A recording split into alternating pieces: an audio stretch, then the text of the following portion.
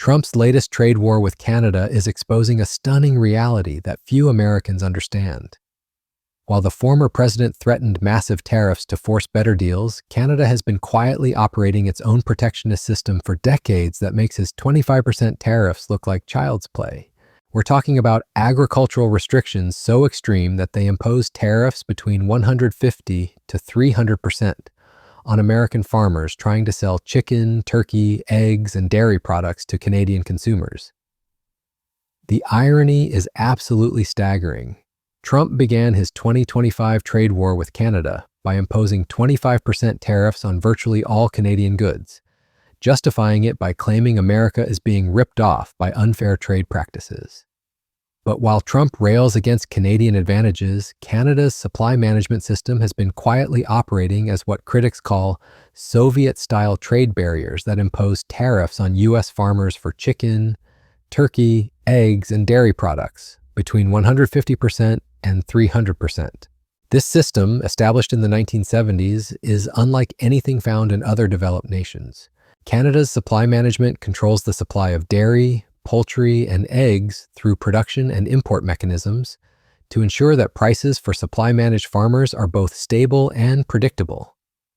As one expert brutally described it, supply management is an outdated, flawed, and costly system for producing dairy, eggs, and poultry products that results in higher prices for all these products, which ultimately harms all Canadians. The scale of this protectionism is breathtaking.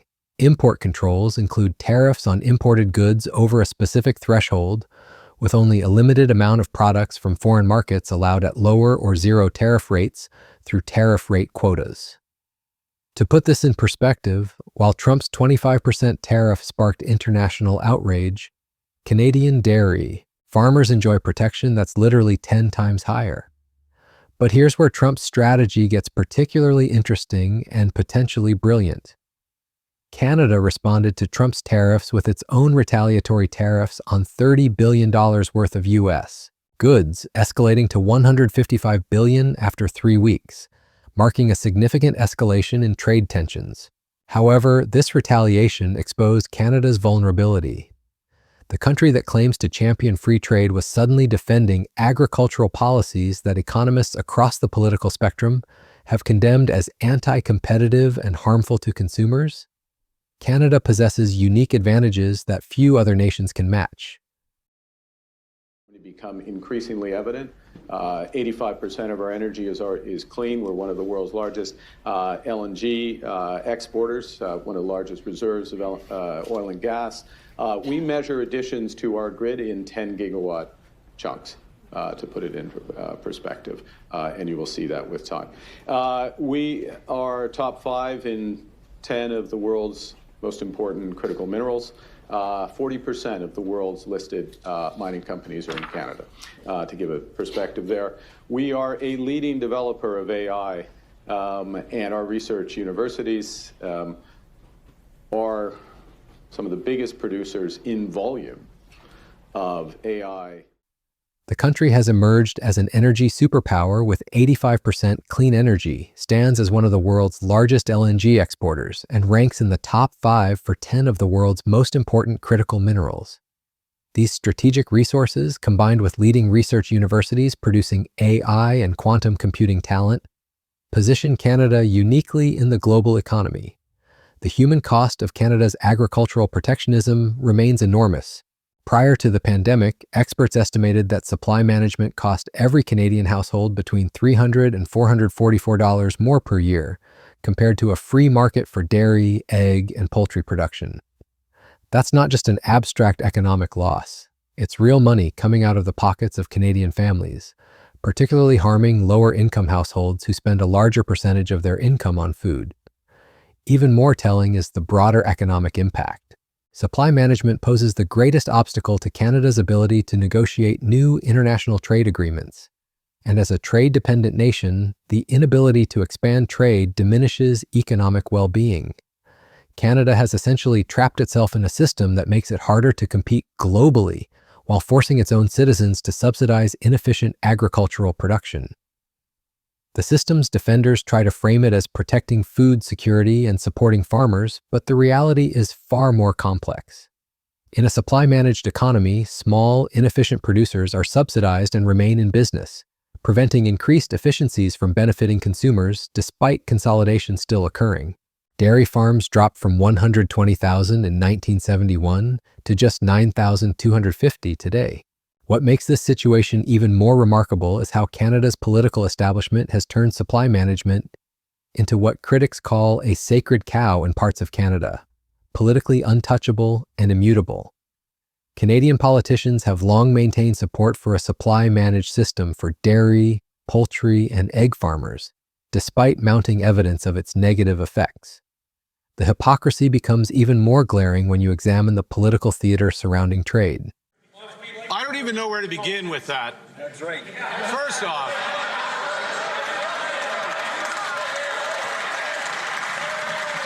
I don't know where to begin because of all the misrepresentations in that intervention. The person who's putting lives at risk is the leader of the opposition who's voted against every single piece of gun legislation. What the Minister of Public Safety is doing it right. He's correcting an inefficient system to provide Canadians with fair... The Honourable Leader of the Opposition.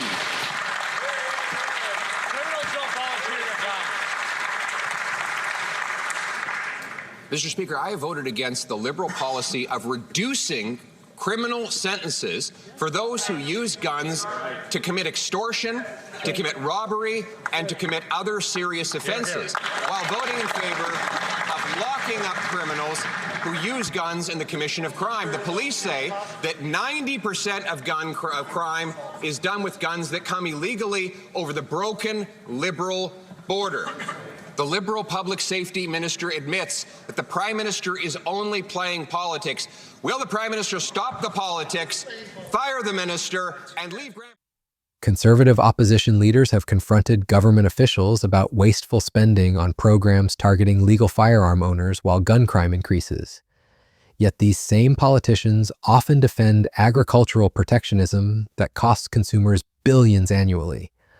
The disconnect between rhetoric about free markets and the reality of protected industries couldn't be starker. Recently, Canada doubled down on this protectionism. In June 2025, Bill C-202 was passed to ensure no further supply-managed concessions are made in trade negotiations, aiming to safeguard the food sovereignty of the country. This legislation effectively codifies Canada's commitment to maintaining these extreme trade barriers, regardless of their impact on consumers or international relations. The global comparison is stark. New Zealand ended its own system of supply management 35 years ago, and since then, milk production has grown from 6.9 billion liters to 20 billion, with export value growing from $2 billion to almost $20 billion today. This demonstrates that agricultural sectors can thrive without the heavy-handed government intervention that Canada maintains. Trump's tariff threats, while economically disruptive, have inadvertently highlighted this massive inconsistency in Canada's trade policy. After Trump sparked the trade war with his tariffs, Canadian Prime Minister Mark Carney said Canada's old relationship with the U.S. would be over soon, and data shows Canadians are taking a big step back from the U.S. This shift represents a fundamental change in how Canada views its economic future. On the audience is that Canadians understand the need to, as we put it, to be masters in our own house. The country does not want to wake up and look on, all due respect, on Truth Social or X to see what the latest change is in U.S. policy, but wants to get on with what we can control. And that's a big part of the government strategy. So getting rid of barriers east-west, as you put it, barriers across the provinces, that alone, if it's fully done, we've done the federal part, but if all our provinces reduce their barriers, the estimates are that is a bigger return to the Canadian economy than the worst case trade outcome with the U.S. Now, one has a more immediate impact, and the other builds over time, but the orders of magnitude are clear. And that's before we do what... The Prime Minister has emphasized that Canadians understand the need to be masters in their own house, stating the country does not want to wake up and check social media to see what the latest change is in U.S. policy, but wants to get on with what they can control. Removing interprovincial barriers alone could provide bigger returns than worst-case trade outcomes with the United States. But here's the crucial question. If Canada is willing to fundamentally reshape its relationship with its largest trading partner over 25% tariffs, why has it maintained its own 150 to 300% agricultural tariffs for decades? The answer reveals the deep hypocrisy in Canada's trade stance. They demand free trade when it benefits them, but maintain extreme protectionism when it serves their political interests. Canadian exports to the U.S. have dropped by about 2% this year, a figure driven in part by tariffs that have made those goods more expensive for American importers, working out to a $5 billion hit to exports. Meanwhile, the United Kingdom has emerged as Canada's second largest export market, displacing China, with Canadian exports to Great Britain and Northern Ireland, spiking by 63% since Trump was inaugurated. The irony becomes even more apparent when examining the actual trade relationship. Canada is the top buyer of U.S. exported goods, importing $349 billion worth last year, while Canada shipped $413 billion worth of goods to the U.S., making it the third highest source of foreign goods.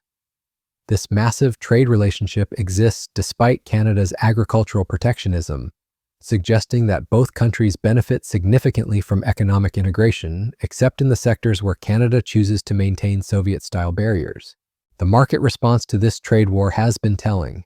The S&P 500 fell by 1.4%, pushing it into a correction, with market losses equivalent to over $4 trillion in value. Yet in Canada and Mexico, stock markets were more stable, with Mexico's main index rising 6% since the beginning of 2025, and Canada's benchmark index remaining almost at the same level it began the year. This stability in Canadian markets, despite the trade war, suggests that Canada's economy is more resilient to trade disruptions than many expected. But it also raises questions about whether Canada's protected agricultural sectors are actually as vulnerable as their defenders claim. If Canadian farmers truly needed protection from international competition, wouldn't a trade war with their largest market cause more economic distress? The consumer impact has been significant on both sides of the border. Canada's counter tariffs pushed up the price of some U.S. goods, with sales volumes of tariffed American products down 15 to 20% on average, while sales of domestic products remain up, demonstrating consumers' desire to support Canadian products and brands. But this consumer shift also highlights the artificial nature of Canada's agricultural market. When Canadians can easily substitute American products with domestic alternatives, it suggests that the supply management system has created an artificial scarcity that inflates prices without necessarily improving quality or availability.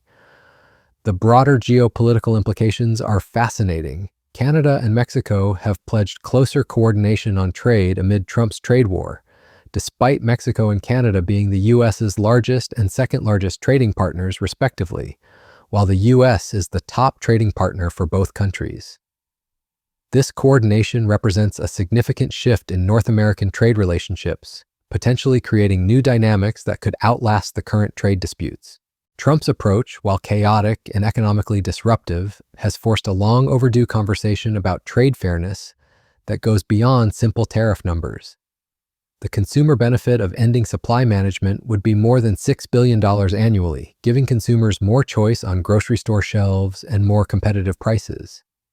The ultimate irony is that Trump's tariff war, widely criticized as economically destructive, may have inadvertently highlighted one of the most egregious examples of protectionism in the developed world. While economists debate the merits of his 25% tariffs, Canada continues to maintain agricultural barriers that are literally an order of magnitude higher with far less scrutiny or international pressure. As this trade war continues to evolve, the real question isn't whether Trump's tariffs are economically sound. Most economists agree they're not. The question is whether this disruption will finally force a serious examination of trade policies on both sides of the border that have long been protected by political interests rather than economic logic. Canada's supply management system represents everything that free trade advocates claim to oppose. Government-mandated production limits, extreme import barriers, and consumer subsidies for inefficient producers. Yet it has survived for decades largely because it benefits a concentrated group of producers at the expense of millions of dispersed consumers. Trump's tariff war, for all its flaws and economic costs, has at least forced this contradiction into the open. Whether it leads to meaningful reform on either side of the border remains to be seen, but the hypocrisy of Canada's position has never been clearer. A country that positions itself as a champion of free trade while maintaining some of the world's most extreme agricultural protections is now lecturing the United States about the dangers of tariffs. The real winners in this trade war might ultimately be consumers on both sides of the border if it finally forces both countries to confront their own protectionist policies and move toward genuine free trade rather than the selective liberalization that has characterized North American trade policy for decades.